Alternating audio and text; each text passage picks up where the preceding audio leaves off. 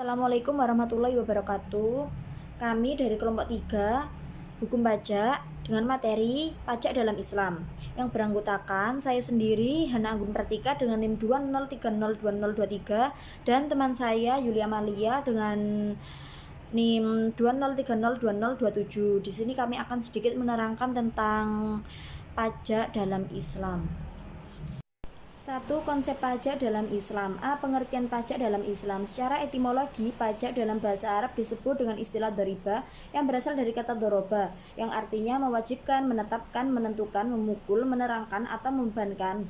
Adapun beberapa ulama memberikan definisi tentang pajak dalam Islam. Salah satunya yaitu Yusuf Qaradawi berpendapat pajak adalah kewajiban yang ditetapkan terhadap wajib pajak yang harus disetorkan kepada negara sesuai dengan ketentuan tanpa mendapat prestasi kembali dari negara, dan hasilnya untuk membiayai pengeluaran umum di satu pihak dan untuk merealisasikan sebagai tujuan ekonomi, sosial, politik, dan tujuan-tujuan yang ingin dicapai oleh negara tersebut. Adapun pajak atau doriba menurut istilah kontemporer adalah iuran rakyat kepada kas negara berdasarkan undang-undang sehingga dapat dipaksakan dengan tiada mendapat balas jasa secara langsung. Pajak dipungut penguasa berdasarkan norma-norma hukum untuk menutup biaya produksi barang-barang dan jasa kolektif untuk mencapai kesejahteraan umum. B. Karakteristik pajak dalam Islam. Pajak atau doriba hanya boleh dipungut untuk pembiayaan yang merupakan kewajiban bagi kaum muslimin sebatas jumlah yang diperlukan untuk pembiayaan wajib tersebut.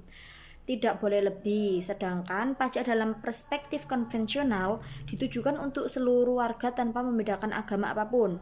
Yang kedua, pajak atau doriba hanya diambil dari kaum muslim, tidak boleh kaum non-muslim. Sedangkan teori pajak konvensional tidak membedakan agama muslim maupun non-muslim agar tidak terjadi diskriminasi. Yang ketiga, pajak doriba hanya dipungut dari kaum muslim kaya saja, tidak dipungut dari selainnya. Sedangkan pajak dalam perspektif konvensional kadangkala juga dipungut atas orang miskin. Pajak hanya dipungut sesuai dengan jumlah pembiayaan diperlukan, tidak boleh lebih. Lalu yang selanjutnya, pajak dapat dihapus apabila sudah tidak diperlukan. Menurut teori pajak konvensional, tidak akan dihapus karena hanya itulah sumber pendapatan negara. D. Fungsi pajak dalam Islam. 1. Fungsi anggaran. Pajak memiliki fungsi anggaran di mana pajak adalah salah satu sumber pendapatan pemerintah untuk mendukung praktik sehari-hari dan penggunaan perbaikan. Yang kedua, fungsi pengendalian. Pengeluaran memiliki kapasitas administratif, mengandung arti bahwa penilaian adalah alat untuk mengelola atau melaksanakan pengaturan pemerintah di bidang sosial dan moneter dan mencapai tujuan tertentu di luar bidang moneter. Selain kedua kapasitas di atas, muatan juga memiliki kapasitas yang berbeda, yaitu satu, fungsi stabilitas, yaitu adanya pajak sangat berguna bagi otoritas publik dalam mengumpulkan rencana keuangan untuk melakukan pendekatan yang diidentifikasi dengan keamanan nilai sehingga inflasi dapat dikendalikan. Yang kedua, fungsi retribusi pendapatan. Pajak yang telah dipungut oleh negara ditujukan untuk membiayai kepentingan umum, mengingat untuk pembiayaan pembangunan untuk membuka kesempatan kerja yang pada akhirnya akan meningkatkan pendapatan per kapita. Yang ketiga, fungsi demokrasi pajak yang telah dipungut oleh negara merupakan salah satu bentuk kerjasama untuk umum atau gotong royong. Fungsi ini berkaitan dengan tingkat pelayanan negara terhadap individu-individu yang mengabadikan diri untuk membayar pajak. Yang selanjutnya akan dilanjutkan oleh teman saya. Assalamualaikum warahmatullahi wabarakatuh. Saya Yulia Maria, NIM 20302027. Dari kelompok 3 akan melanjutkan penjelasan dari teman saya. Materi yang kedua yakni hukum pajak dalam Islam. Adapun ulama yang berpendapat bahwa pajak diperbolehkan dalam Islam, di antaranya ulama yang berpendapat ialah Mardinani dalam kitabnya Al-Hidayah. Beliau berpendapat bahwa sumber-sumber negara tidak mencukupi, negara harus menghimpun dana dari rakyat untuk memenuhi kepentingan umum.